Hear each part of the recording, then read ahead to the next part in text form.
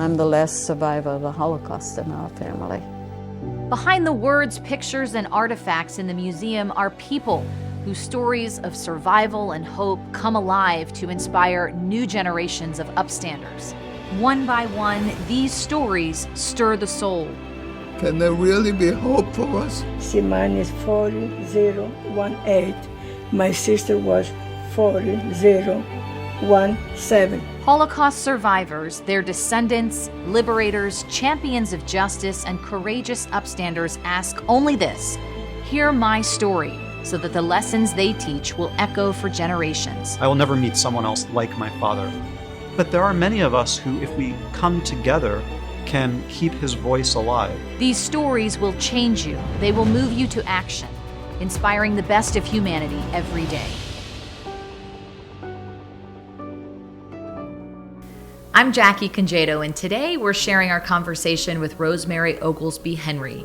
We honored Rosemary's decades of work with teenage parents by awarding her the Rochel Boymel Award for Love at the 2024 Upstander Awards.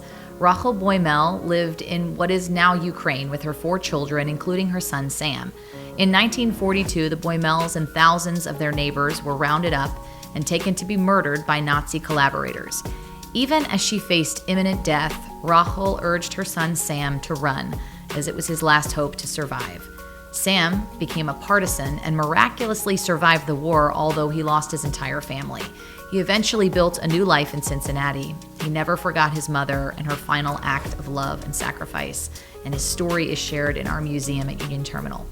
Continuing in that theme of love, Upstander Rosemary Oglesby-Henry joined us in this episode to discuss how showing love and support to people facing pregnancy who are young can make all the difference.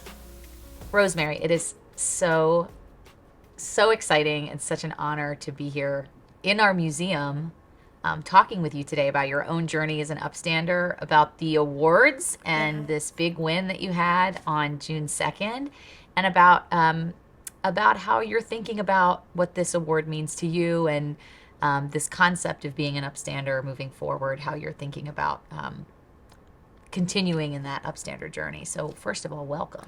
Thank you. I'm excited to be here, and I am humbled by the honor and just the opportunity to be able to share my story. And I pray that people appreciate my thoughts and, just the road it took and journey to get here, but no more than, sitting in this museum and seeing the journey that so many others that walked before me had to go through. So Yeah, so let's start there. I mean, we're sitting right now in our museum at Union Terminal.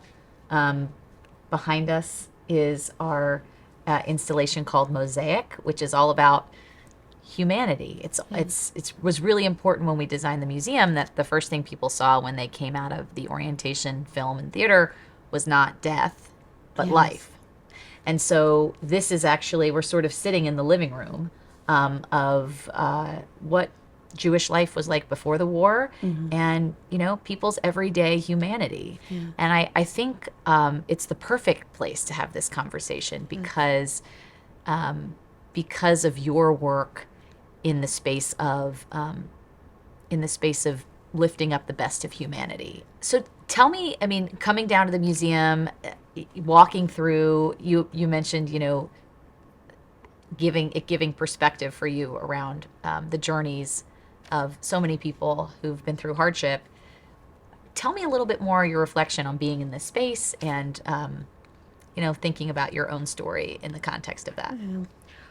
Just being in the space, it reminds you of how people don't show empathy, how society doesn't activate in kindness, about how people sometimes believe that they are doing good, but if the greater good imposes pain, how is it good?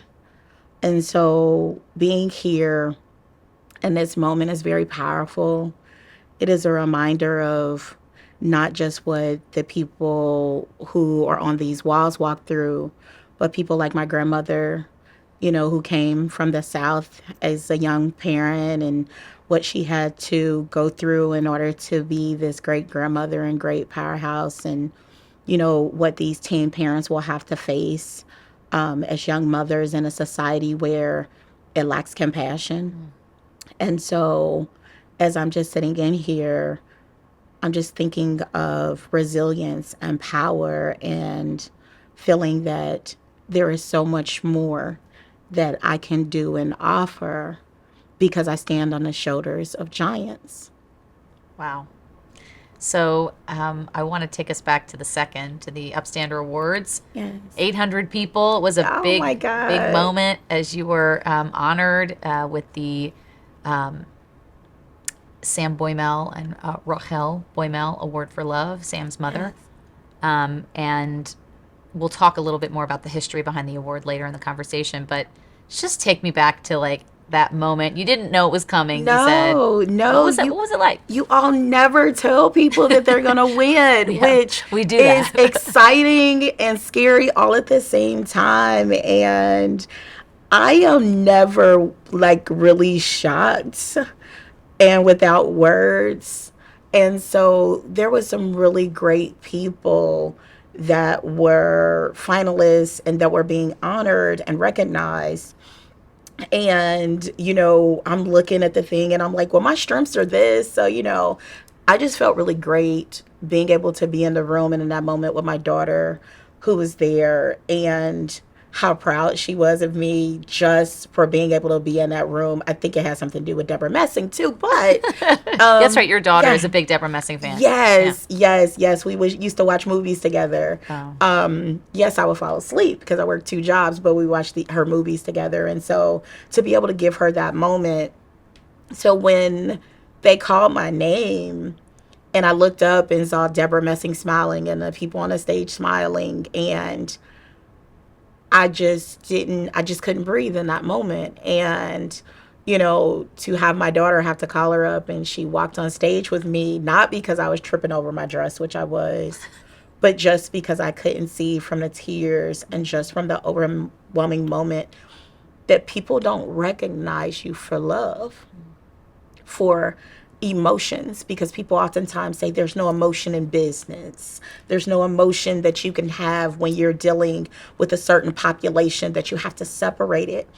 So to be recognized for love, I felt that it was, again, just so humbling, and it was God in that moment. And there is no greater award or recognition that I've received thus far that can top this for love. Wow. And that moment with your daughter up there with you, I think you probably grabbed her to come up on stage with you, or maybe she was helping you up. I don't know. The two of you, it was hard to tell who was leading who. Yeah. But we were talking earlier that, she said on stage, "That's my mom. That's my mom." And that you didn't even track it at the time because there was... No, because the person that was giving me the honor was talking to me. I got tears. I'm all over the place. I'm never disheveled or anything. And in this moment, you all had me completely spent. And so when I watched the video afterwards, again, it was a reminder, as parents sometimes, not sometimes, all the times, we base our success and base how successful we are in life on our children. Yeah. And as a young mother, it wasn't enough for me to get degrees and everything else. I had to make sure that I was a good mother for her. So in that moment, for her to declare in front of everybody, I'm proud of her. I've done that so many times for my daughter. So for her to do it in that moment, again, for an award for love, it represented everything that she and I are together. And everything that I put into my children, so that when they set out into the world, that's what they could show, first and foremost, love and kindness. Wow. If we need tissues, we have more. Right? I have no doubt we may, and for the rest of the conversation. But thank you for telling us about what that meant to you. So now that we've given everybody sort of a taste of what's to come. Yes. I want to take it all the way back to the beginning of your journey, your Upstander journey. And, you know, it's interesting. We say Upstanders, you know, aren't built, or, you know, they're not made, they're built, right? Yeah. This is not something that you just wake up one day and but in your case, you know, your journey started, as many do, from a moment of challenge. Yes.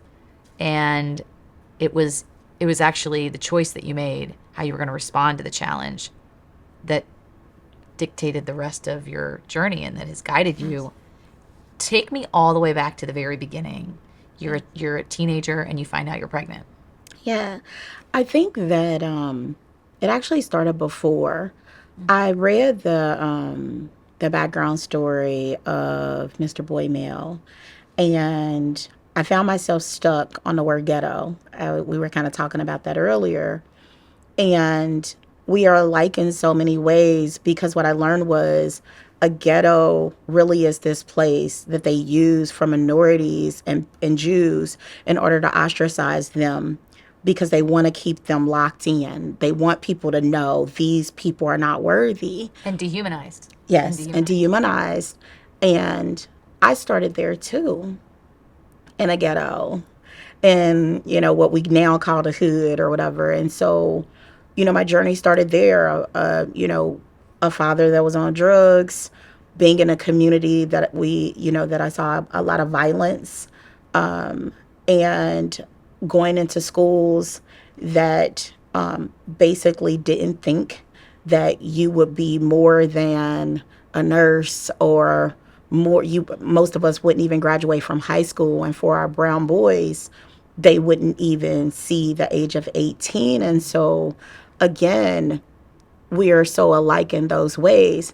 So before we ever get to me becoming a teen parent, it started from the womb. It started from childhood, where this community took life out of you. They didn't breathe it into you. So by the time I got pregnant at the age of 16, and my dad's on drugs, mother didn't really know what to do. I'm a fourth generation teen parent. You know, I believed that education was power. And though I was the straight A student, I made a choice. And from that choice, I became a mother. And it was very difficult to have someone else take control of, you know, your situation, saying, hey, you're pregnant, your option is this, you know, you have to finish school, you know, to keep that motivation to want to finish, to walk through hallways where people have labeled you.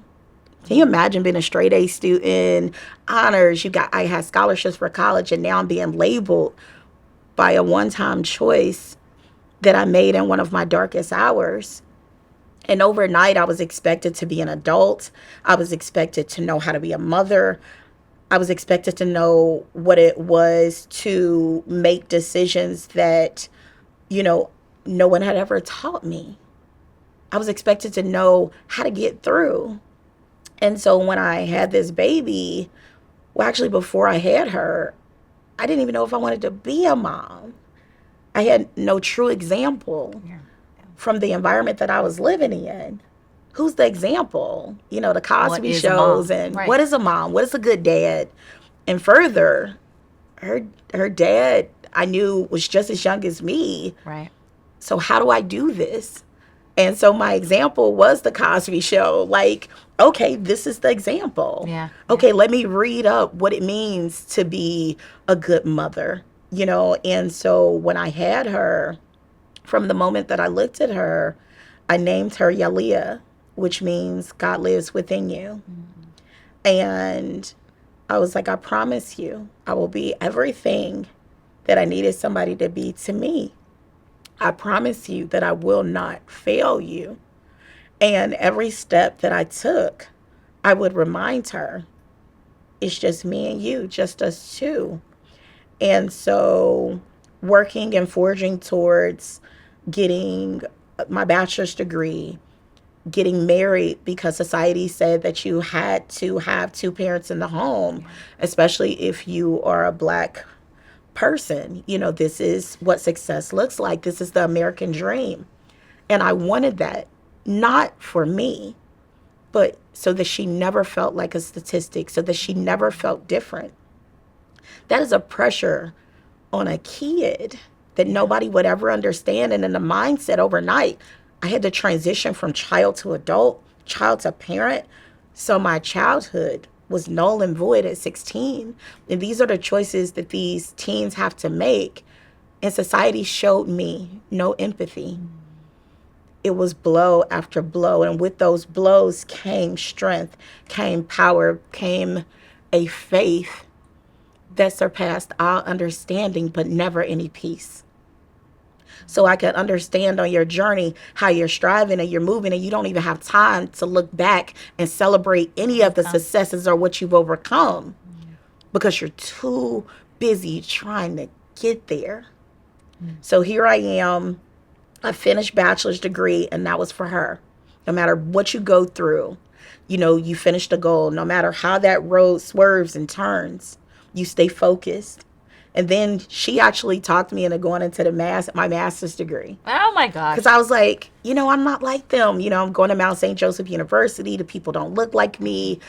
Socioeconomically, they are like way up here. I'm a postal worker, you know, because I spent 17 years there. And I'm like, I don't talk like them. I don't look like them. And she's like, Mom, I'll help you. How old was she? She was walking into her first year in college, so she was 18. Wow. And it's in those moments, again, that you say, you look to the inside of yourself and you say, you did good. Yeah.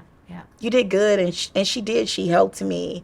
And she helped me also to understand that different is good. I didn't have to talk like the people at Mount St. Joseph because I was like, man, if I get a master, I got to talk like a dictionary. And I was like, I want to always be able to relate to people. Yeah.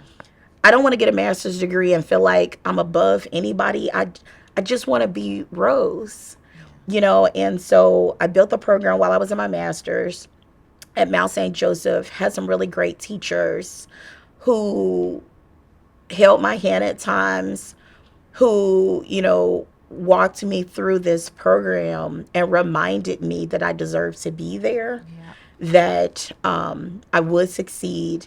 And I built this program so that teen parents could master the concepts of self-leadership to leave a legacy. And for me, being a grandma's girl, legacy wasn't about money, but it's how you live and what you leave behind. And legacy can be a story, like what we're reading here. It can be impact. It can be, of course, it can be money, but it's your name and how people remember you. And so I opened Rosemary's Babies Company almost a year after graduating from Mount St. Joseph. That was how many years ago? That was in 2016, and Wow. 8 years ago. And where we are now is we still have a society that doesn't show empathy towards the young mother or the young father. We still have a society that is blaming and doesn't understand that prior to a teen laying down with somebody, there was trauma, there was something else there.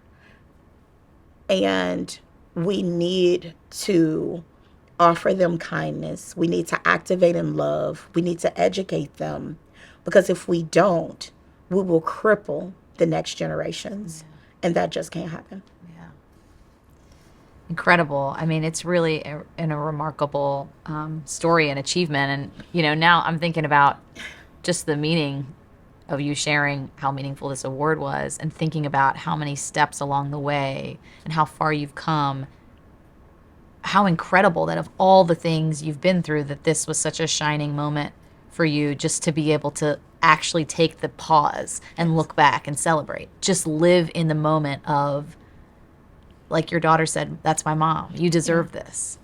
Really, it was really special. It was awesome to be there and witness it. Was really palpable. So thanks for sharing more about your story. Cool. Can you tell us a little bit about the advocacy work that you do. We'll talk more in a moment about sort of the service support of these moms. But from an advocacy standpoint, you know, there are policies, right, that are in place that are either helpful or harmful. Yes. As you know, people are on their own journeys in motherhood. And can you tell us a little bit about what you're working on in your advocacy? Yeah, so right now, there are very limited policies and legislation related to teen parents. During the height of teenage parenting, which was in the 90s, there were over 1 million teens that became pregnant. And the focus was prevention.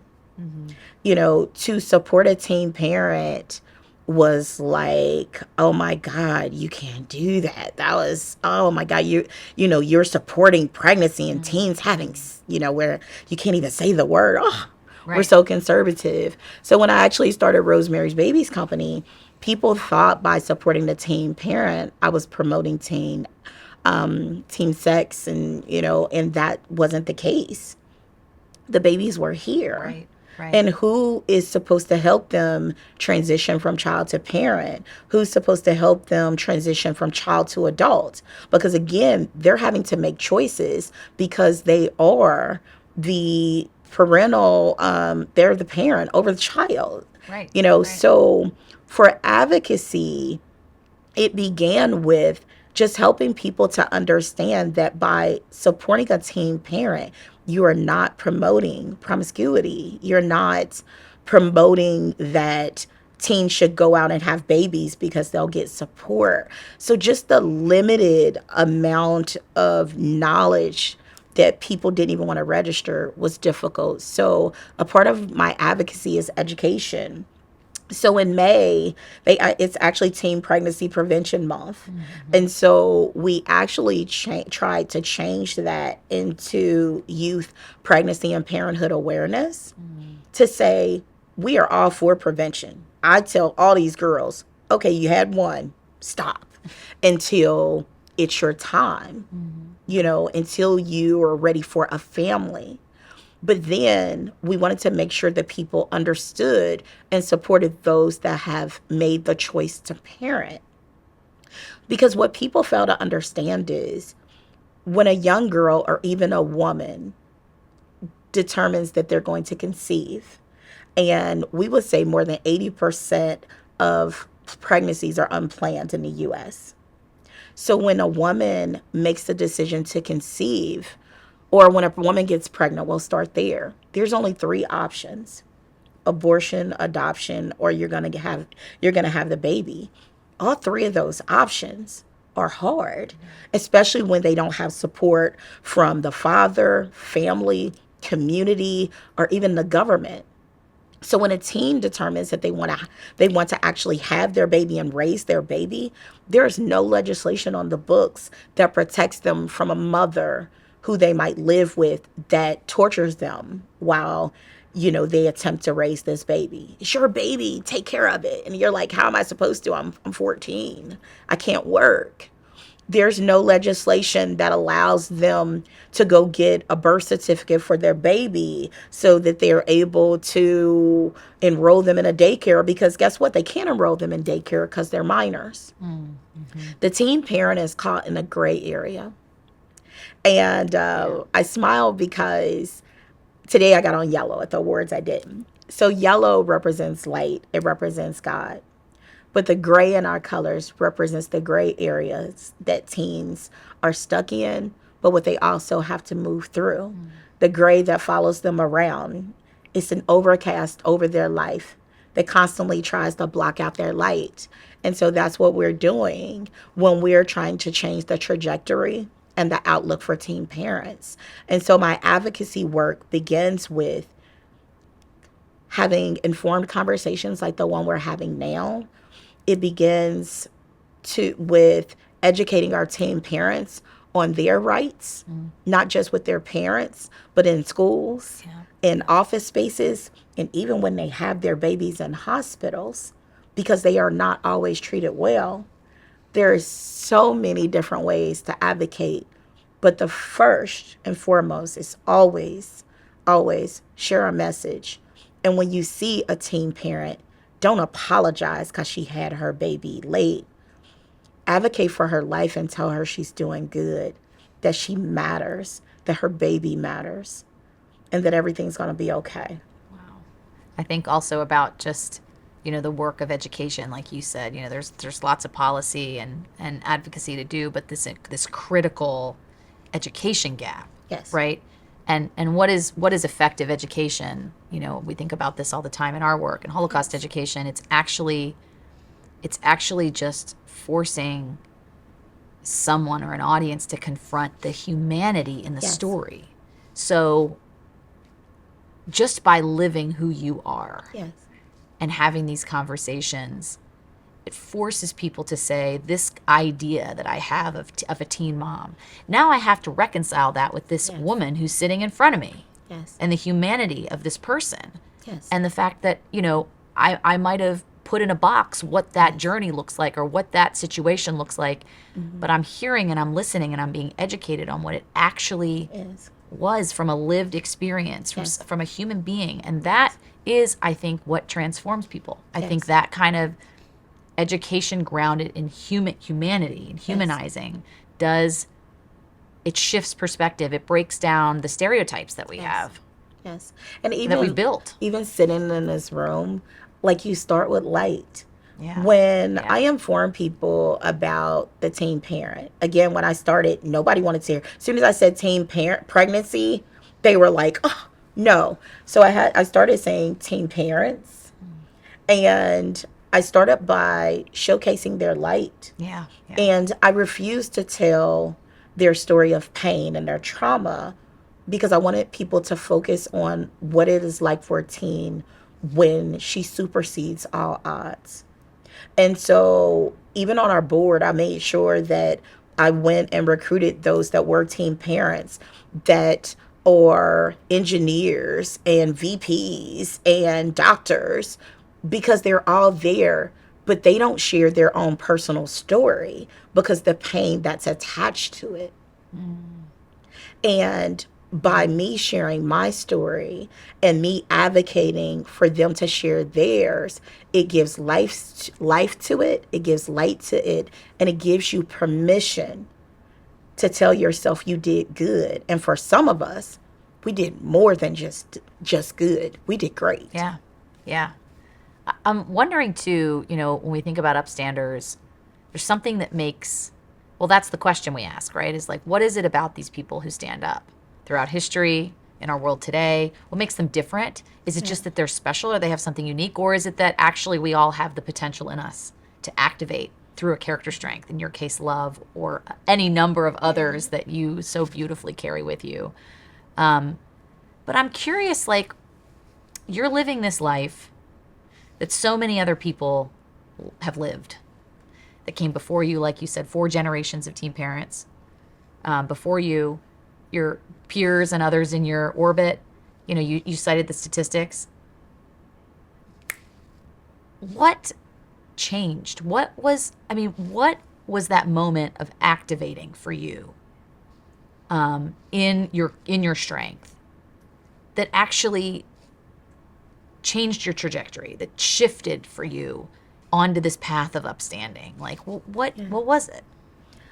The actual shift came when me and my daughter were housing insecure.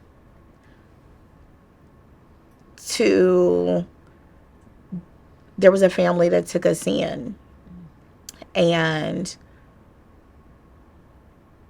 this family's kindness meant everything to me. They didn't want to charge us to stay there. They didn't want to be paid for watching my daughter. This woman and her family loved me. And it was because of their love that I literally said to myself, and I always made these declarations, it didn't have to be this hard, but I'm going to make sure that it's not this hard for anybody else. So at 17, I made this declaration in my life. Not only am I going to make sure that my daughter is good and I'm going to be the best for her, I'm going to make sure that I change this for anybody else. Because a teen parent shouldn't have to be out there on their own when we have community, when we have family. The pain of your blood turning their back on you in times, not necessarily to punish you, but because they feel like that it will force you to be resilient. And people don't always understand that doesn't help everybody. For some, it pushes you, but for others, it can take you in the wrong direction. And at that pivotal moment, you have to decide, when somebody is imposing pain and pressure on you, which way will you go? And if you are strong enough, we understand that pressure makes diamonds. And for me, you can't break me. And in that moment, you might bend me, but I don't break. And so at 17, I had to take that moment, and I kept that. And in moments of darkness and sadness, I used it. I did, and to push myself forward. No one can beat you down lower than you, but no one can lift you up higher than you. And I willed myself through so many situations, whether it was times where I was sick and couldn't get out the bed, times where I had to work 2 jobs, times that my daughter, who everybody believes is so nice and kind, would write these I hate mommy poems and letters, and withstand that emotion to say, I will love you through this pain. I will love you while I don't love myself. I will love you when society has turned their back on me. And then, Rose, you will love yourself more than anybody else in the way that God loves you, with that agape love. And you will push through. And you continue to let that ring in your head and your heart, whether you got to put it on a refrigerator or put it in your car or just put it anywhere. Barriers don't break you. Move forward. Look up. Wow. So this is what you're telling teen mothers today. And I can just, the beautiful balance that you have of that grit and resilience and fortitude and the love and compassion is so, it's really a magic sauce, you can tell. And the data, what you've been able to do speaks for itself. Tell us a little bit about what you're working on now. Maybe you're smiling because I think you're going to talk about the Holloway facility. House. Yes. So I want to hear about this amazing new space, which I need to come visit. Yes. But I also want to hear, just like anecdotally, share a couple of anecdotes of women, of girls who you have helped along the way, and sort of take me to moments of transformation for them that were really meaningful for you. Moments of transformation. Do you have any that's like stand out? Yeah, like I'm sure there's like 4 a day. Yeah, knowing like, you. and the thing about it is, like, when I have these moments where they call, like these girls call and they're excited and everything, I want to make sure that they take ownership of what they did. It's not me. I just maybe said a good word or whatever, but so they're so exciting. And the first person that comes to mind is like Ty. And like Ty, when I met her, she was pregnant. She was walking everywhere, like miles to work, and didn't even believe that she would graduate high school. She was living with her child's father's family because her mother didn't necessarily have enough room for her. So to see her now, she is working at, I believe, Children's Hospital. She now has a second child, engaged. She's, working on becoming an RN. And she just moved in like a house or something like that. And to follow her on social media and see her joy. Her little boy is like talking and developmentally on target, which is so great because we understand, again, the educational barriers. Yeah, the odds are stacked. Yeah. Yeah. Then I can think of another girl who, just graduated from college and is getting married. So to see these girls like getting married or getting engaged is so dope. And just even the little wins. I just had a girl graduate from high school. I'm seeing girls get their first jobs that are above minimum wage, and so really looking into alternative avenues for work. Because when you're a teen, everybody says, go to McDonald's, go here. But we advocate there are so many other choices that can start off a great career path. While I did not care for working at the post office, it did financially set me up to become a homeowner. Sure. Yeah. And led the charge for my entire family to be, sisters and brothers to be homeowners and things like that. And so to have teens working in the hospitals, working at the Cincinnati Zoo, working, at the Kroger company and things like that, are remarkable. And so I'm excited to hear those stories, to help a young father, because we help fathers as well, see their vision to open their own daycare. Oh, wow. And so again, excited about everything that they're doing. And I don't care if it's just a small win that, Miss Rosemary, I paid all my bills on time this year, or Miss Rosemary, I started a bank account. So just so many different things that they don't know and didn't understand. And I think the best one for me is when babies come in, and mind you, I see moms with bellies, to see those babies take their first steps. And so but I guess the one that's a tearjerker was when kids can't say Rosemary, of course. So I have the kids call me Wozy. And so when the first kid called me Wozy, I about lost it. And so I'm just grateful that they allow me an opportunity to see and be a part of their world just a little, even if it's just a moment. So you're building this facility, Yes. which hopefully I would imagine will allow you to be maybe part of their worlds for a little bit more than a moment. Yes. Tell me about where the vision for this came from, what the plans are, where you are in building it, and what you hope it will mean for the folks you serve. Yeah, so in 2021, when COVID hit, they shut down everybody's life, right? Put everybody on lockdown. And what we found was that 35% of our teen mothers and fathers were homeless. And there was nowhere for them to go if they actually were parenting. If they were pregnant, they had somewhere to go. But once they delivered their babies, they would be homeless. And I was upset. I was super upset because I'm like, wait, my daughter's in her 20s now. You mean to tell me you still haven't resolve this problem? There's nowhere for them to go. 20 years ago, this was me. Yes. How 2 decades this shouldn't passed? still be happening, right? Yeah. And so I went to all of the big people. I went to the city. I went here. I went there. And they're like, and what we found was, one, there was no legislation on the books to even be able to open a facility like what we're opening. And two, nobody had even thought about it because, what they told me? It was too hard. Mm-hmm. They hadn't met you yet. Can you imagine? It's too hard.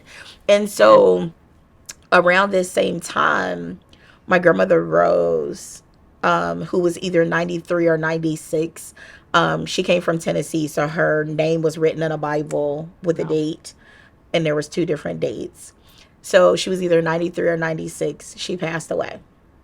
And she lived in Evanston on a street, Holloway. And she took in all of these people. She had a 3-bedroom house, if that. And she just would feed people and she would take them in. And even though she had 7 kids of her own, and when she passed away, I sat by her side.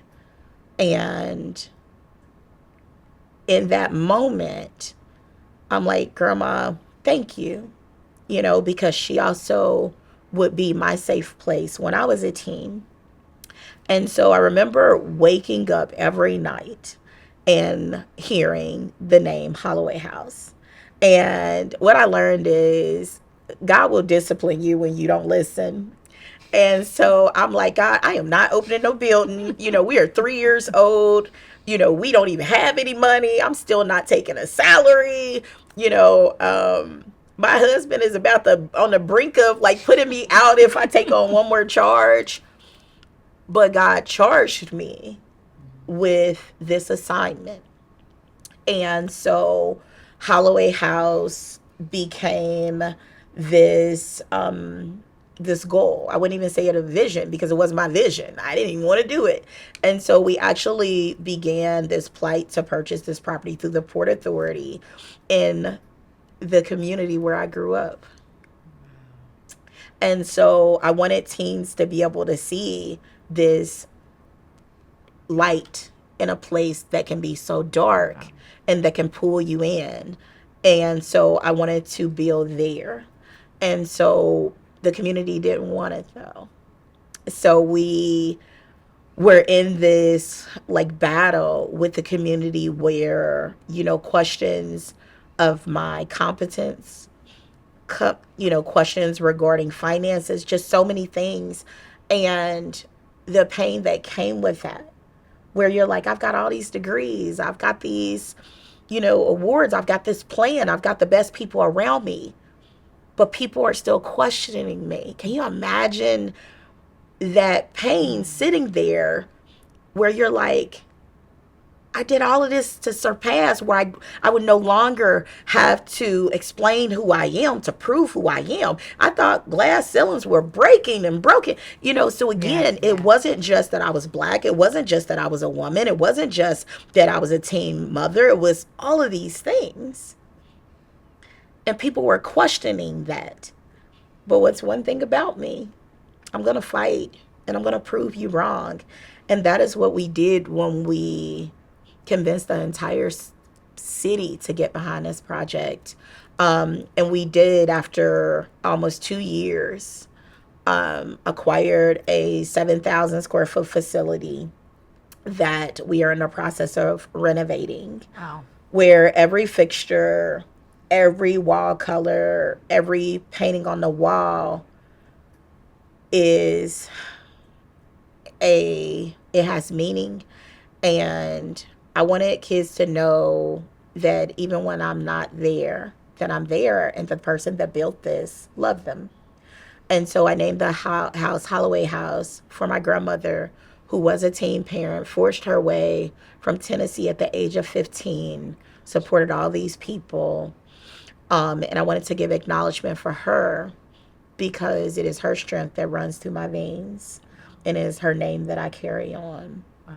And so the house will be able to house 7 moms and their babies, and it will provide resources for teen parents, mothers and fathers. We'll be able to increase our capacity, and it is the model for the states because there is nothing like it. It is the first of its kind in Ohio, Kentucky, and Indiana, and I'm very proud of that work. Wow. However, we attach advocacy with it because we are only one. And we need so much more when there are over 3,000 babies born just in Hamilton County alone every year. But I am proud of what we have been able to accomplish. And when does it open? We hope to open in fall, like everything else. I'm learning about development now. Yes. I'm learning so many skills that I just never even, I was like, why do I have to learn it all? And so I'm just glad I'm a little bit of a nerd. Okay, I'm a lot of a nerd. And so I'm learning about development. I've learned so much on this journey, and I'm giving it all back and teaching others. All of the tools that I've learned and connecting people with the resources as well. So special. I'm really excited to see it and to see it in action, and what a difference. You think about the ripple effect and the multiplier of that, right? And it's like you say there's only room for 7, and I completely hear that this is a much bigger problem that we can solve with one person opening one home. But but think about that one person Yes. and their baby and what happens Yes. Yes. if they meet the person who can Yeah. cover them in love. Yeah. Yeah. You know, and the multipliers of that. I mean, you know, Yeah. you were one and now there's 7 every Exactly. year or whatever, and then there's 7 more. And so, Yeah. you know, this is a really powerful ripple that you're starting. Yeah. And I think it takes it back to your statement of we all have it in us to do. And some don't do it because of fear. Some don't do it because they feel like, well, I don't have the ability to build this house, or I don't have the. But people fail to understand it starts with you. You don't have to build this house. You don't have to have millions. It starts again with just one. If you just help one person, it changes everything. Yes. You know, and so for those that are out there seeking purpose doesn't have to be this huge thing like, oh, I got to be like, no. My purpose started long before there was ever a Holloway House, before there was ever a Rosemary's Babies. It started just this young girl who was a mother saying, you know what? I got to do this for my baby, but along the way, I'm going to help others. I'm going to volunteer in church. I'm going to educate my brother and sister who were teen parents. I'm going to educate now my nieces and nephews who are all adults that I call my faves, but educate them too so that they are giving. I'm going to set the example. So a lot of times change starts with that too. Yep. But change starts with just being kind. Yeah. One step at a time. It really is one choice, one step at a time. So I want to sort of end where we began and, you know, revisit the award. But also, I was hearing you talk about your grandmother's legacy. Yes. You are her legacy, right? And so many others who she helped generations later and still to come. You know, your daughter will be. And I'm thinking about the legacy of the woman who the award was named after, Rochel Boymel. You know, for those who don't know the story of Sam Boymel and his mother Rochel, you know, Sam was as a child at the time in Eastern Europe where his family was living, and as the war came to his town and the Nazis came to his town, he and his mother and their family were in one of these episodes of mass killing where they didn't realize it, but they were being basically rounded up and marched to the edge of town and murdered bullet by bullet. And Sam's mother, Rochel, another mom who had love in her heart for her child, knew what was coming. She saw when she realized what was happening. And her immediate instinct, as I think we all as mothers can relate to, was to say, I'm going to cover my child. Run. She said, run, my child, run. And he ran and he was pushed back by someone who was there. And she said, run again. And he ran again and he made it into the woods. And as you've read, you know, heard the bullets flying by his ears and heard the screams behind him and knew, unfortunately, came to find out later that his whole family had been killed. And that second time, what always gets me is before she sent him to go, she took her scarf off and she covered him in her scarf because it was cold. And she, you know, just one last act. I can't care. I know I'm not going to be able to care for you anymore. Yes. And so I think about the ripple of what happened on June 2nd, which was generations of that impact, that act of love, which saved her son. Yes. And then her grandson, Steve, who is a member of our, Steve Boymel, a member of our board of trustees and so active in all of our work and in the community, you know, was here because of that one act of love. Yes. To be there on stage with you to say, in honor of my grandmother, who, by the way, I was talking to Steve, they don't even have any pictures of her. Oh, wow. To lift up this legacy of love and to say, you are a ripple of love in your time. And you deserve a moment to celebrate that. Can you just share a little bit about meeting Steve, understanding more about his story and his family's story, and what you're filled with as you think more about that.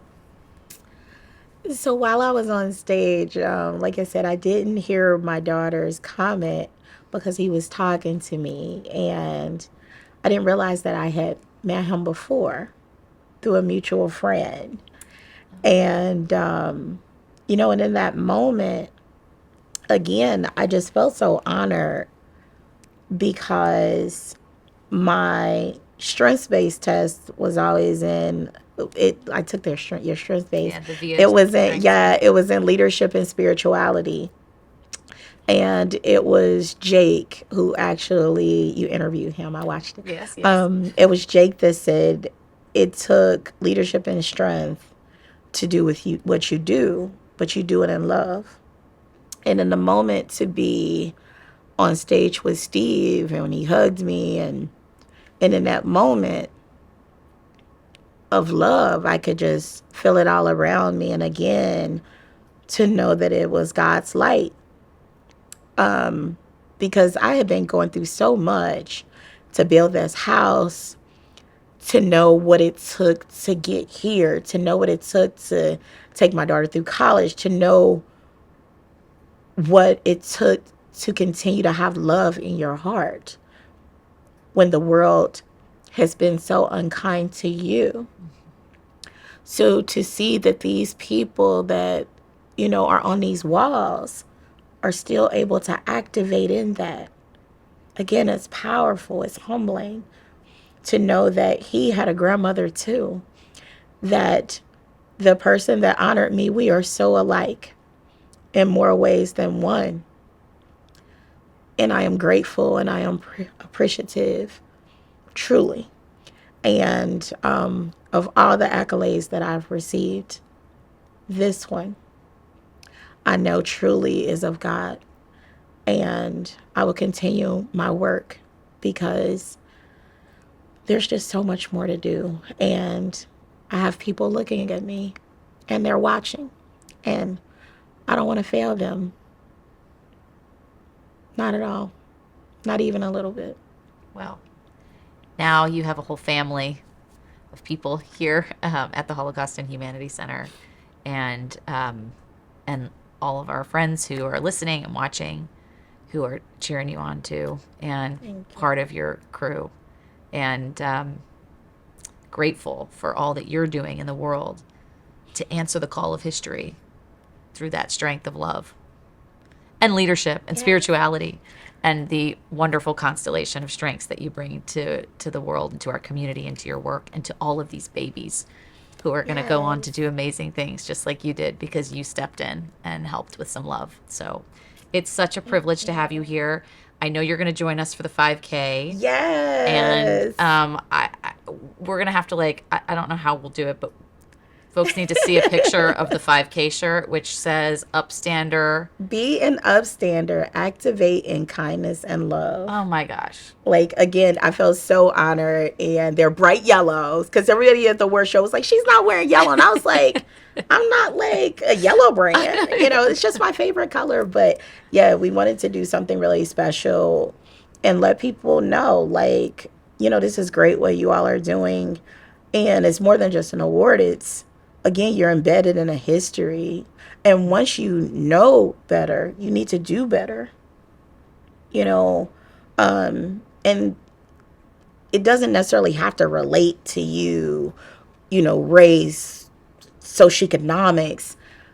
It's just when you learn of something that you have the ability to participate in the change, be the change. Don't wait for somebody else to do it.